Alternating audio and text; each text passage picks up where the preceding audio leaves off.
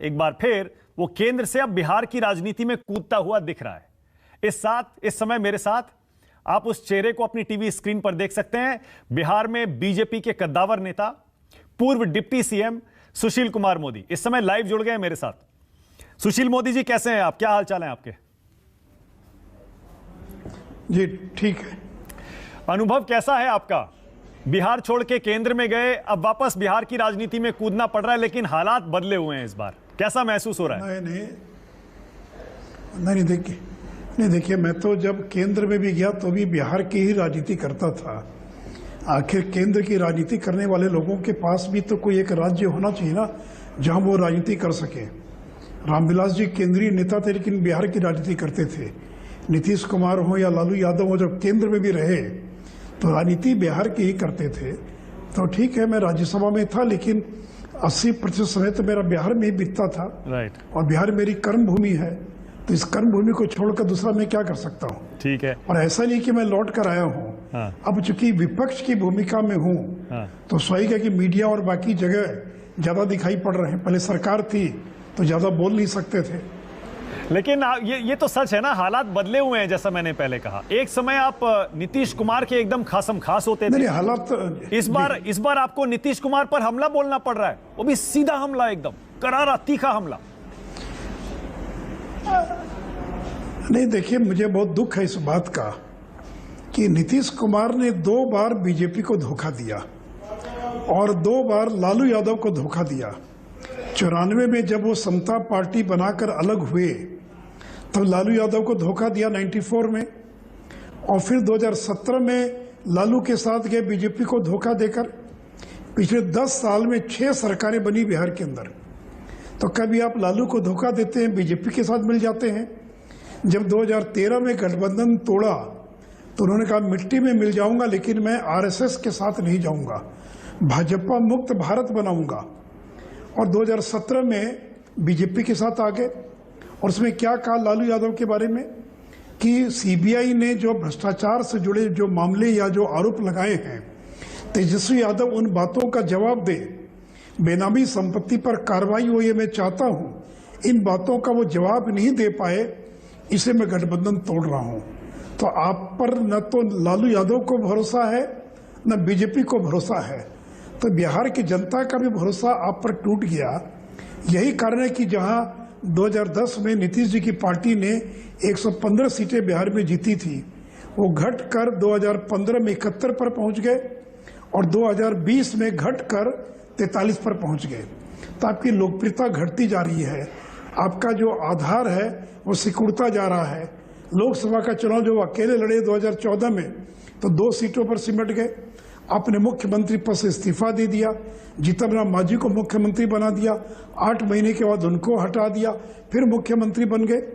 तो ये जो चूहा बिल्ली का जो खेल चल रहा है, इसका परिणाम तो बिहार पर हो रहा है ना, बिहार के विकास पर इसका परिणाम हो रहा है। तो इसलिए कोई स्थिरता नहीं है, कब कहाँ जाएंगे।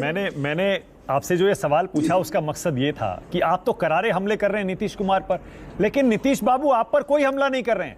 वो तो इस बात से नाराज थे कि आपको बिहार से दिल्ली भेज दिया गया। वो कह रहे हैं अगर इनको दिल्ली भेजते ही नहीं तो ये सरकार ही नहीं गिरती। क्या वजह है कि नीतीश कुमार के मन में आपके लिए सॉफ्ट स्पॉट है अभी भी, और आपके मन में कड़वाहट आ गई है? नहीं देखिए, कोई सॉफ्ट स्पॉट नहीं है। एक तो मैं जहां रहता हूं ईमानदारी से रहता हूं। जब उनके साथ था तो ईमानदारी से गठबंधन धर्म का पालन किया, और जिस दिन गठबंधन टूट गया, चाहे 2013 में टूटा हो या 2020 में टूटा हो, 12 घंटा भी नहीं लगा कि विपक्ष की भूमिका में हम लोग आ गए। इसलिए आज बीजेपी में है तो भी ईमानदारी से वहां के धर्म का पालन कर रहे हैं।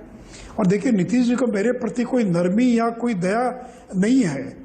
मुझे तो उल्टे उन पर दया आती है कि आप प्रधानमंत्री बनने के चक्कर में मुख्यमंत्री की गद्दी भी आपकी न छूट जाए, क्योंकि लालू यादव को इन पर भरोसा नहीं है। लालू यादव के पास 114 विधायकों का समर्थन है। मांझी जी के 4 विधायक कभी भी पाला पलट सकते हैं। 3 बाई इलेक्शन है, और स्पीकर है राष्ट्रीय जनता दल का। 2 विधायकों का भी समर्थन वो ले लेंगे तो जनता दल को तोड़कर अपनी सरकार बना लेंगे। तो अब देखिएगा कितना समय लगेगा, मैं इसकी भविष्यवाणी नहीं करता हूं, लेकिन आप समझ लीजिए कि आज न कल जनता दल यू को लालू यादव तोड़ देंगे और उनके आधे विधायकों को राजद में मिला लेंगे, कुछ विधायक बीजेपी में आ जाएंगे और जनता दल यू जो वो विलीन हो जाएगा। जनता दल यू का कहीं अता पता नहीं चलेगा भी ये इस पार्टी का में कोई उनका उत्तराधिकारी तो है नहीं। नीतीश जी का कौन है उत्तराधिकारी? 2025 के बाद आपकी पार्टी को कौन चलाएगा? और देखिए, जहां तक आरसीपी सिंह को जो गालियां दे रहे हैं वो, तो यही नीतीश जी थे कि आज गए थे शरद यादव के घर मिलने के लिए। इन्हीं शरद यादव को उन्होंने पार्टी से केवल निष्कासित ही नहीं किया, उनकी मेमोरी खत्म कर दिया, उनका घर खाली करवा दिया। यही जॉर्ज फर्नांडिस जो इनके मेंटर थे, जॉर्ज फर्नांडिस को पार्टी से एक्सपेल्ड कर दिया, कितना बेइज्जत किया। ये इनकी पार्टी के 3 राष्ट्रीय अध्यक्ष आरसीपी सिंह, जॉर्ज फर्नांडिस और तीसरे जो 3 राष्ट्रीय अध्यक्ष थे इनके, शरद यादव, इनको किस तरह से जलील किया, इन्होंने अपमानित किया, पार्टी से निष्कासित किया। और आज जो ललन सिंह इनके राष्ट्रीय अध्यक्ष हैं, ये भी तो पार्टी छोड़ के चले गए। मतलब सुशील मोदी जी, आप ये कह रहे हैं, माफी मांगकर आए जी, मतलब आप ये कह रहे हैं आपकी और नीतीश जी की जो केमिस्ट्री थी वो सिर्फ पॉलिटिकल केमिस्ट्री थी? क्योंकि हम तो बड़ी अच्छी अच्छी बातें सुनते थे कि आपकी बहुत अच्छी दोस्ती भी थी। क्या वो दोस्ती थी या नहीं थी, या फिर अब टूट चुकी है?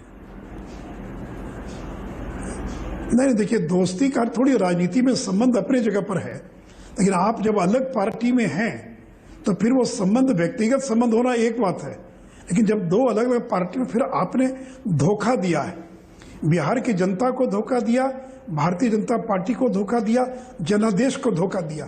देखिए, बीजेपी ने जितना सम्मान दिया है नीतीश कुमार को, इस जिंदगी में इतना सम्मान नीतीश जी को कभी नहीं। वो तो कह रहे हैं आप ही ने चिराग के जरिए उनकी पार्टी को इतना कमजोर कर दिया विधानसभा चुनाव में। चिराग को आपने ही बढ़ाया विधानसभा चुनाव में। अरे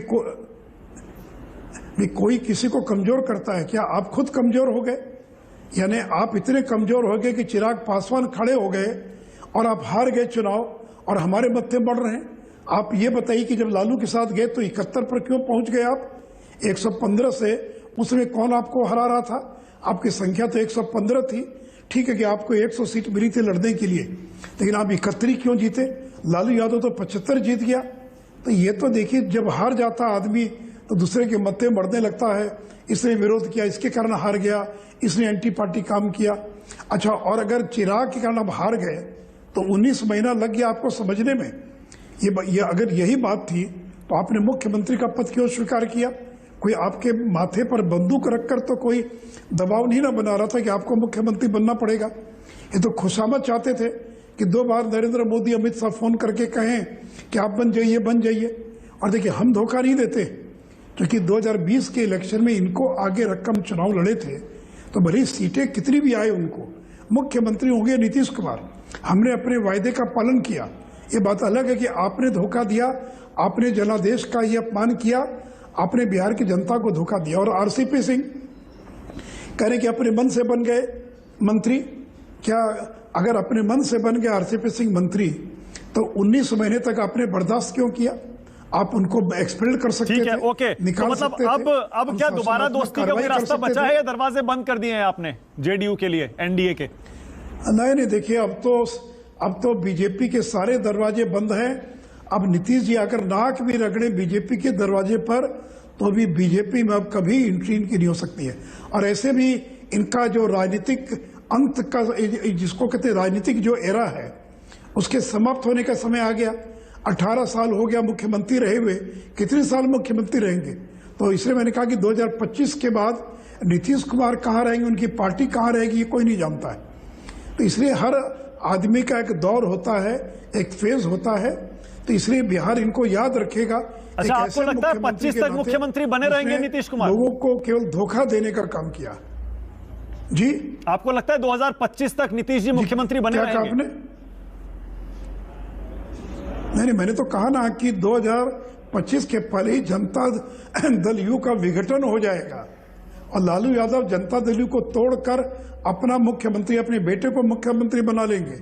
लालू यादव की तबीयत ठीक नहीं है, पता नहीं, उनको भी लगता है पता नहीं कब तक रहेंगे, नहीं रहेंगे, तो जीते जी अपने बेटे को मुख्यमंत्री बना कब तक आपको लगता है तेजस्वी सीएम बन जाएंगे? क्या होगा? 114 हैं जी।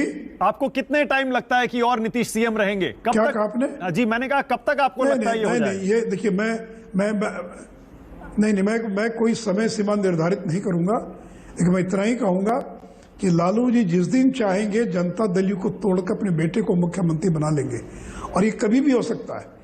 8 महीना हो कि 12 महीना हो कि 24 महीना हो, ये मैं कोई समय सीमा नहीं निर्धारित कर रहा हूं, लेकिन आप गणित देख लीजिए ना। और लालू यादव ने लेकिन सुशील मोदी जी, राजनीतिक पंडित तो ये भी कह रहे हैं कि दोनों में अंडरस्टैंडिंग हो चुकी है।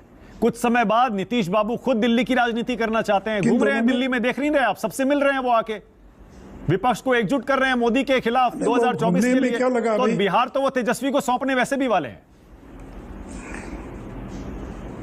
सौंप दे तो अच्छी बात है, सौंप दे तो दिल्ली यहाँ की गद्दी तो अगर वहां कोई गद्दी मिलने वाली है क्या? कौन इनको स्वीकार करेगा? जो मुख्यमंत्री 2 सीट नहीं जीत सकता लोकसभा के अपने बलबूते, तो इनसे ज्यादा ताकतवर तो ममता बनर्जी है, इनसे ज्यादा ताकतवर तो अरविंद केजरीवाल हैं, जिनकी 2 राज्यों में सरकार है, 3/4 का बहुमत अपनी विधानसभा में। ये तो आज तक मुख्यमंत्री कभी अपने बदौलत नहीं बने, कभी बीजेपी की बदौलत, कभी आरजेडी की बदौलत। तो आपसे कम लोकप्रिय थोड़ी है लोग। और दिल्ली गए और किसी को फोन करेंगे तो हर आदमी कहेगा आइए मेरे घर, कौन मना करेगा?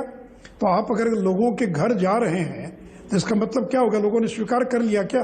नीतीश बाबू पीएम बनना चाहते हैं क्या सुशील मोदी जी? इसीलिए वो दिल्ली आ रहे हैं क्या? सबको एकजुट कर रहे हैं? और क्या बन पाएंगे क्या कभी पीएम? नहीं तो किस लिए क्या धर्मार्थ के लिए गए हैं क्या?